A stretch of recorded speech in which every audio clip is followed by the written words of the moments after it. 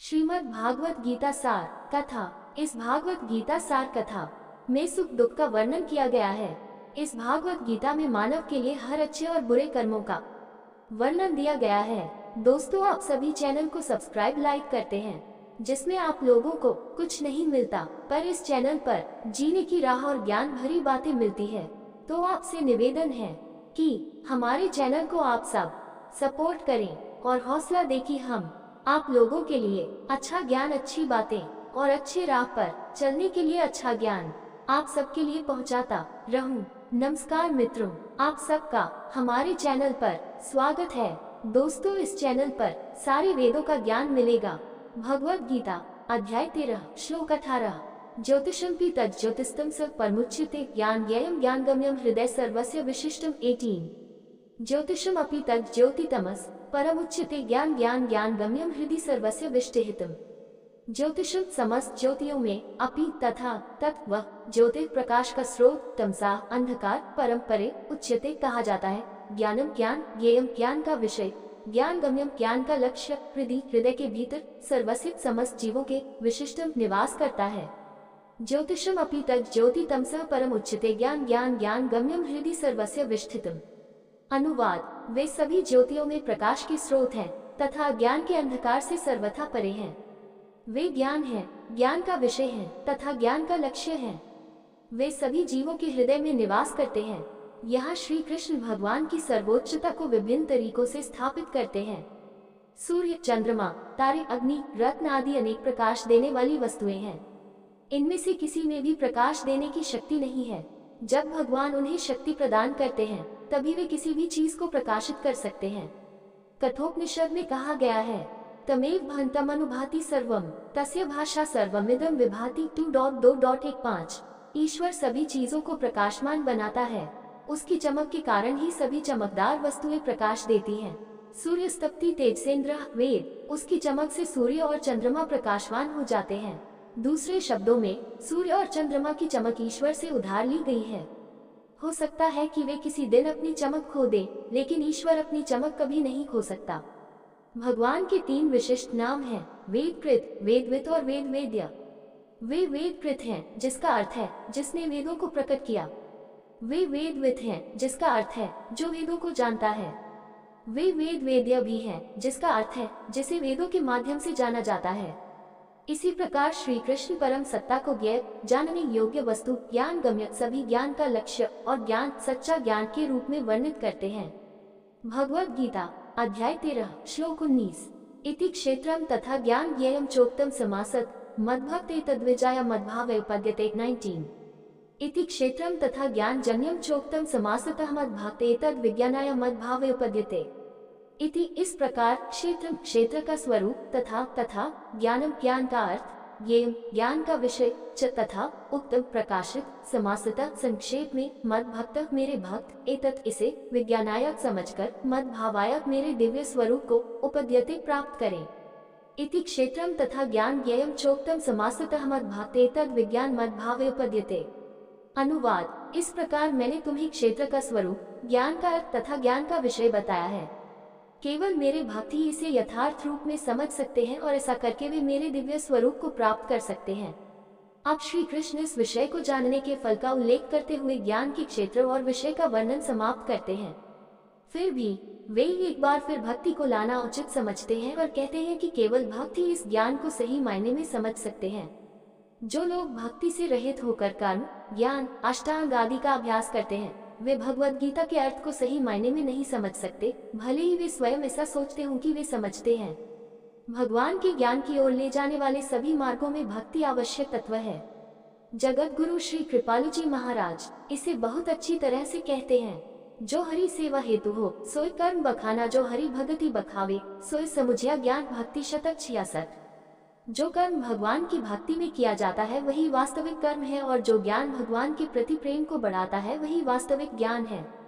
भक्ति न केवल हमें भगवान को जानने में मदद करती है, बल्कि यह भक्त को भगवान जैसा भी बनाती है, और इसीलिए श्री कृष्ण कहते हैं कि भक्त उनके स्वरूप को प्राप्त करते हैं। वैदिक शास्त्रों में इस बात पर बार बार जोर दिया गया है। वेद कहते हैं, भक्तिरेवेन नयति भक्तिरेवेन पश्यति भक्तिरेवेन दर्शयति भक्ति वश पुरुषो भक्तिरे भूयसी मथ श्रुति। केवल भक्ति ही हमें भगवान तक ले जा सकती है। केवल भक्ति ही हमें भगवान के दर्शन करा सकती है। केवल भक्ति ही हमें भगवान के सानिध्य में ला सकती है। भगवान भक्ति के अधीन है, इसलिए केवल भक्ति ही करो। मुंडकोपनिषद में पुनः कहा गया है, उपास्ते पुरुष ये ह्यकामस्ते शुक्र में तत्वर्तन्ति धीरा 3.2.1। जो लोग सभी भौतिक इच्छाओं को त्याग कर परम दिव्य व्यक्तित्व की भक्ति में लीन हो जाते हैं, वे जीवन और मृत्यु के चक्र से बच जाते हैं। श्वेताश्वतर उपनिषद में पुनः कहा गया है, यस्य देवे परा भक्तिर्यथा देवे तथा गुरुव तस्यैते कथिता ह्यर्थ प्रकाशन्ते महात्मनः 6.23। जिनकी भगवान के प्रति अनन्य भक्ति और गुरु के प्रति एक रूप भक्ति है, ऐसे संत पुरुषों के हृदय में भगवान की कृपा से वैदिक शास्त्रों का आशय स्वतः ही प्रकट हो जाता है। अन्य वैदिक शास्त्र भी इस बात को जोर देकर दोहराते हैं, न साध्यति माम योगो न सांख्यम धर्मो द्वंद स्वाध्याय तपस्त्यागो यथा भक्ति मामोजिता भागवत 11.1.4.20। श्री कृष्ण कहते हैं, उद्धव, मैं अष्टांग योग, सांख्य के अध्ययन, शास्त्र ज्ञान के अनुशीलन, तपस्या या वैराग्य से प्राप्त नहीं होता। केवल भक्ति से ही मैं जीता जा सकता हूँ। भगवत गीता में श्री कृष्ण श्लोक 8.22, 11.54 आदि में बार बार यही कहते हैं। श्लोक 18.55 में वे कहते हैं, केवल मेरे प्रति प्रेमपूर्ण भक्ति से ही मनुष्य ये जान सकता है कि मैं वास्तव में कौन हूँ। तब मुझे जान लेने पर मेरा भक्त मेरी पूर्ण चेतना में प्रवेश करता है। रामायण में भी कहा गया है, राम ही केवल प्रेमु प्यारा, जानी लियो जो जाने हारा।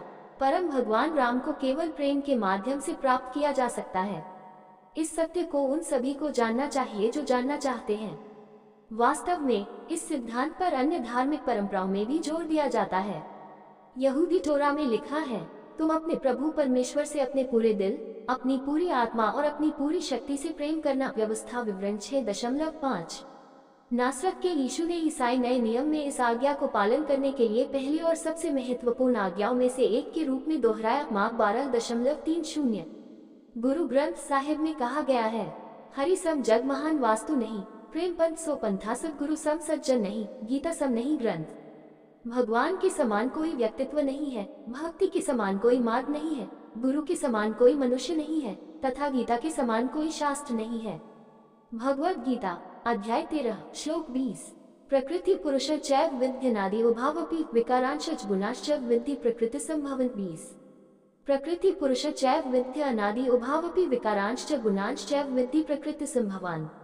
प्रकृति भौतिक प्रकृति, पुरुषम व्यक्तिगत आत्माएं, च और एफ वास्तव में, विधि जानो अनादि आदिहीन, उभ दोनों, अपि और विकारांत शरीर के परिवर्तन, च भी गुणान प्रकृति के 3 गुण, च और एफ वास्तव में, विधि जानो प्रकृति भौतिक शक्ति संभवान द्वारा उत्पन्न।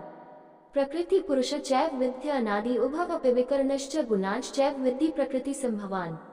अनुवाद, ये जान लो कि प्रकृति और पुरुष दोनों अनादि हैं। ये भी जान लो कि शरीर और प्रकृति के तीनों गुणों के सभी परिवर्तन भौतिक शक्ति द्वारा ही उत्पन्न होते हैं।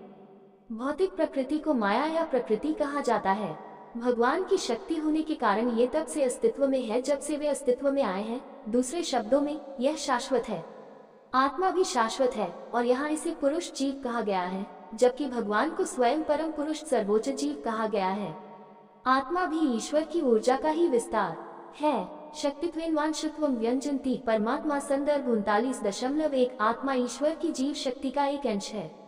जहाँ भौतिक प्रकृति एक अचेतन ऊर्जा है, वही जीव शक्ति एक सचेतन ऊर्जा है।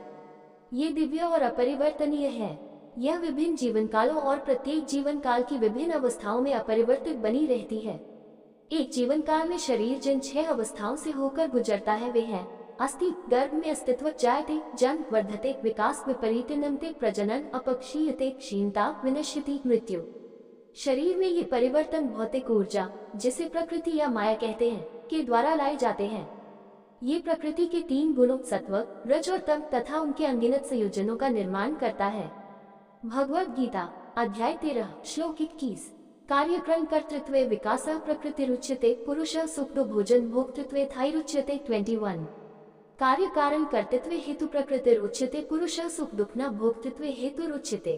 कार्य परिणाम कारण कारण कर्तृत्व सृष्टि के विषय में हेतु माध्यम प्रकृति भौतिक शक्ति उच्चते कहा जाता है। पुरुष व्यक्तिगत आत्मा सुख दुख नाम सुख और दुख का भोक्तृत्व भोगने में हेतु उत्तरदायी है उच्चते कहा जाता है।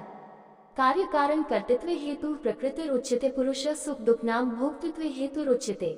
अनुवाद सृष्टि के विषय में भौतिक शक्ति कारण तथा प्रभाव के लिए उत्तरदायी है। सुख तथा दुख के अनुभव के विषय में व्यक्तिगत आत्मा को उत्तरदायी कहा गया।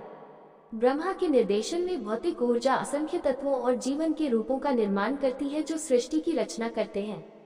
ब्रह्मा मास्टर प्लान बनाते हैं और भौतिक ऊर्जा उसे क्रियान्वित करती है। वेदों में कहा गया है कि भौतिक दुनिया में 8.4 मिलियन जीव जंतु हैं। ये सभी शारीरिक रूप भौतिक ऊर्जा के रूपांतरण हैं। इसलिए भौतिक प्रकृति दुनिया में सभी कारण और प्रभाव के लिए जिम्मेदार है।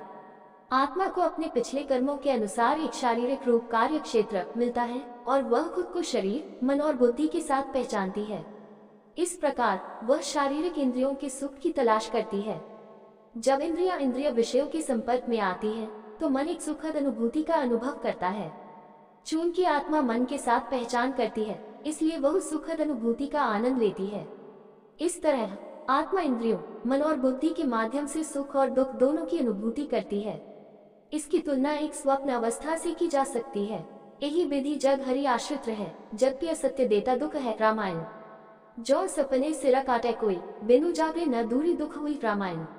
ये संसार ईश्वर द्वारा संचालित है। यह एक भ्रम पैदा करता है जो अवास्तविक होते हुए भी आत्मा को दुख देता है।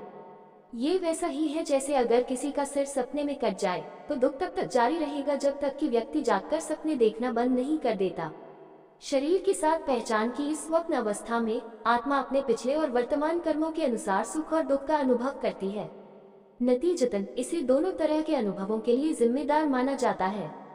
दोस्तों, आपसे निवेदन है कि हमारे चैनल को आप लोग सपोर्ट करें। वीडियो अच्छा लगा हो तो लाइक शेयर सब्सक्राइब जरूर करें। धन्यवाद।